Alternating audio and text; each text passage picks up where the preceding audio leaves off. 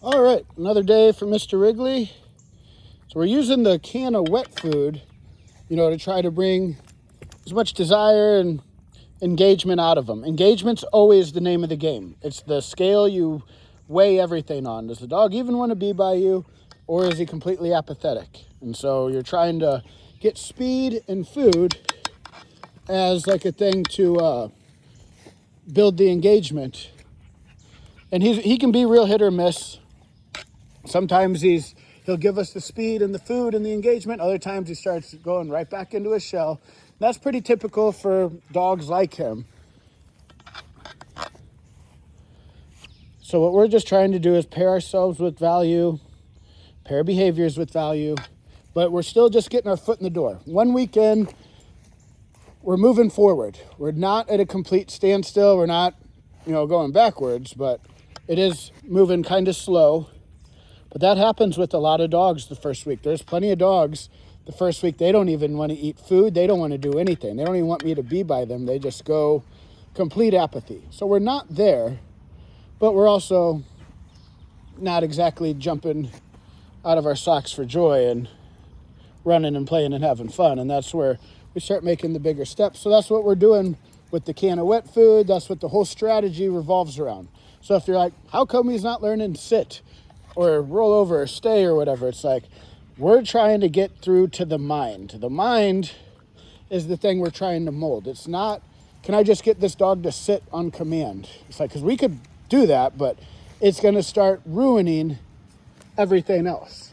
It's going to give us even more apathy, especially if I start forcing him. I'm pushing his butt down. I'm shocking him or choking him into this sit. And it's like, what was the point of all that? Just to get him to sit. And that sit's going to go away as soon as he starts getting really nervous. That's when you're going to have to start putting a lot of pressure on him to keep him in the sit, and everything's going to go sideways from there. So we're just working on how do we start developing this mind to be somebody he wants to be by, get him wanting to do the behaviors we want him to do. It's like having him offer the sit and try to start getting him out of his shell. Once you can get a dog out of his shell who wants to learn, who's having fun, you can shape behaviors really fast. The hard part is getting nervous, apathetic dogs like him out of the shell. And that's what we're doing. So everything we're doing right now is designed to get him more comfortable, more willing to learn, and not forcing him to learn. But 1 week in, the progress report, isn't bad. We're making progress. It can be a little slow at times. He gives us windows of exactly what we'd want to see, and then he goes back into his shell. So that's not uncommon. That's what most dogs who are like him do.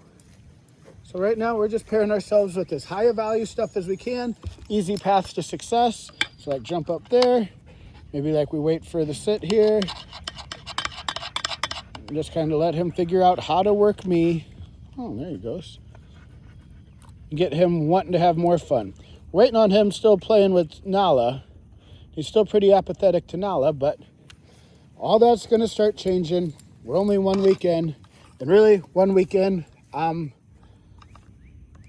happy with where we're at because we're moving forward. That's always how I judge everything. Is the boat completely standing still? Is it moving in the opposite direction? Or is it moving forward? And so yeah, we're moving forward, just a little bit slow, but we'll get there.